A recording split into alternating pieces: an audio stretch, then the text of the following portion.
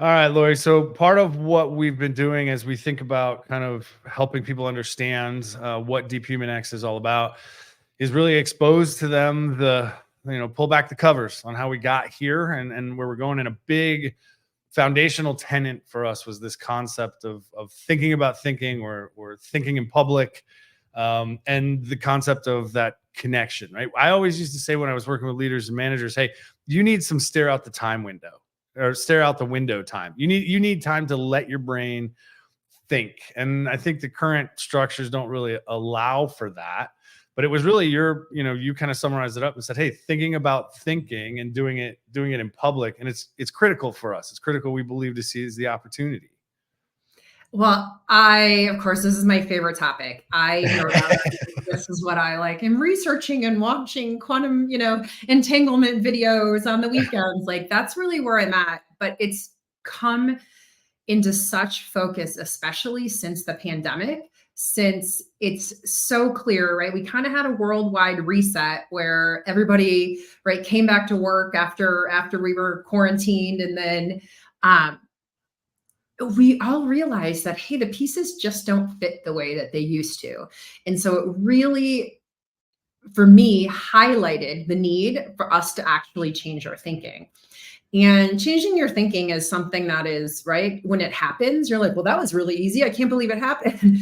But you have to also look at and become aware of what are the patterns and beliefs that you're not conscious of anymore, that you've just been running in the operating system. There's a book called The Human Operating System, but Chad and I really refer to the human operating system just as it's the supercomputer. It's your brain. It's what works and what patterns it runs, just like your operations team does, right? It has workflows that it runs that when used over and over become the norm. And so when we talk about thinking, what we want to do is bring some highlights to those patterns, to your own personal workflows, whether it's for you as an individual, whether it's for you as a team, whether it's for you as an organization. And so thinking about thinking means really, let's just become aware of, hey, what are we running? What are the operation processes we're running today? And then it can give us a choice within our operating system to say, you know what, I want to continue running that pattern, or this isn't working and I want to move on. Yeah. And for another way to put it that I've used when I've worked with leaders is that levels of learning, the conscious competence versus the unconscious competence, and going through the motions, right? Going through the motions because you feel like, yeah, I know how to do this. You're not really cognitively engaged, right? At some point, you're just, and anybody who's ever gotten in a car to go somewhere and you park and don't remember any of the journey there, that all of a sudden you're like, wow, I had just ended up, that's unconscious competence. That's going through the motions. And we really think there's this opportunity that can be seized by staying consciously competent and thinking, taking a breath, but also I think it's going to require radical honesty for each individual, that self-awareness, that self-accountability, to have those connected conversations. I mean, we're lucky because we were in the design agency space, digital transformation space for so long. We were exposed to design thinking. We were exposed to those brainstorming sessions where there's no such thing as a bad idea. Let's get them out. Let's play with them. Let's see what happens. But the vast majority of knowledge workers have very rarely, if ever, experienced that. And now fast forward and put AI in there with all this automation of some of the drudgery and normal processes. It opens up more space for that. We think there's an opportunity to help people embrace that by understanding those skills and understanding that self-reflection, that self-awareness, to really think about thinking, think about what you're doing, why you're doing it, things like that. And right, I like how you said it is rather personal, right? There's vulnerabilities that you might have to face. There's some honest conversations about, holy cow, why did I do this? I decided the last time I can remember thinking about this was I was 22, right? And that was, why did I make this decision?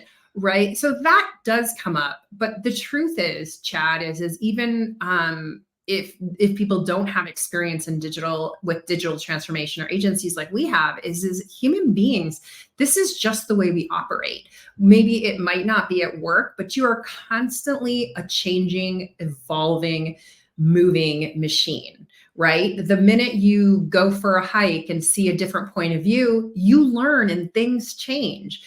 And what's even more amazing is that your body is taking in millions of bits of information every second. It is looking at light, sound, pressure, heat, all these things that it is a machine that knows how to be consciously competent in helping you survive.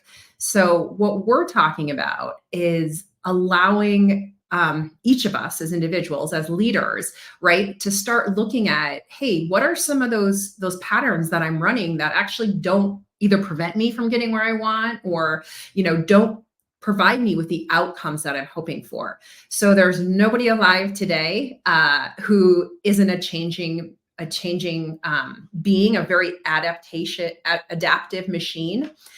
And what I'm hoping we're able to introduce to and thinking about thinking is the idea that everything is moving and it's okay. In the workplace, we've really gotten to the place where it's like, nope, this to this and only this way. But that's not how human beings are. That's not how we're built. That's actually not our evolutionary way of staying safe. It's really about understanding that there is a current to life and that it involves things always moving and changing. And I always like to give the analogy of floating down a river, right? If you're floating down a river and you are coming upon rapids, you're going to really hyper focus on, right? Oh, I got to go around this rock or around this stick. And you're going to use, you're going to be paddling like crazy. You can see I'm paddling over here. And, you're going to use your survival skills to make sure you get through to it. But then when you're in, a half-mile wide river and you're floating and the sun's shining and the birds are singing, you don't need to use those same skills. What I'm hoping by really with all of us embracing the thinking around our own thinking is that we start to give ourselves that opportunity to say, hey, in the workplace, we don't need to always be using the skills that get us through the rapids, right? Like sometimes it's better to just take a break and look up at the trees and more stuff will come to you and you'll have more options. Well, and it's I think partially a result of being crammed into that hierarchical, process-driven, measure every micro moment. That context, which most people have experienced or are experiencing, it does limit the space for that innovation, that creativity, that personal growth, the insight. Because there's one thing in business that I haven't yet seen to be proven distrue, and that is that nothing stands still. Either the market's changing, the competition's changing, your coworkers are changing, trends are changing. Like there's constant motion. And so it seems to me, let's go back to your river. Most people are just trying to keep up with the other people rather than really thinking about, okay, I'm in this context. What skills can I bring? What do I have that I can bring to the table that would make this better, less full of friction, more innovative, more creative? And we believe that, this is going to require people to connect, that human to human connection, and have these dialogues that aren't as necessarily, okay, we're going to do this at minute 4 and we're going to do this at minute 5 and we're going to do this at minute 6.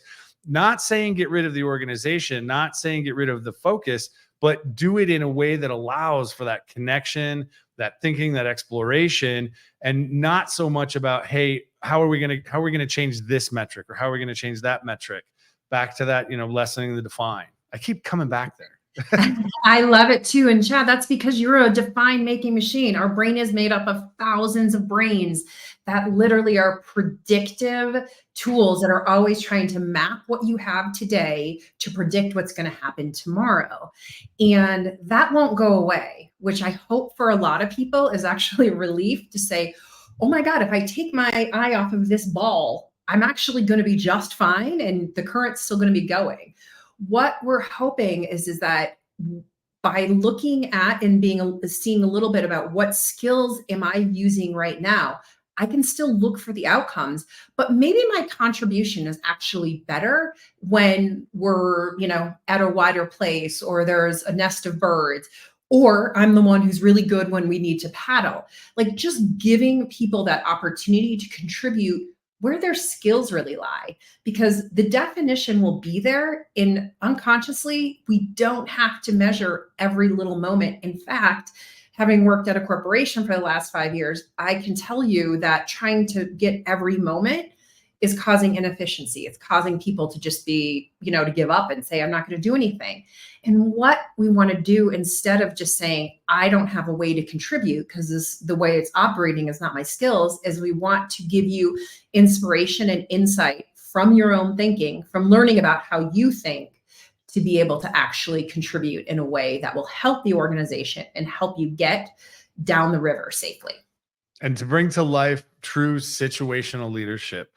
Not everybody should be leading at every given context or at every given time. And as we go through this process, it's about the conversation. It's about the connection. So we hope that you'll reach out, talk to us, be part of the journey, and help us think about thinking as we continue the journey. We'll see you all soon.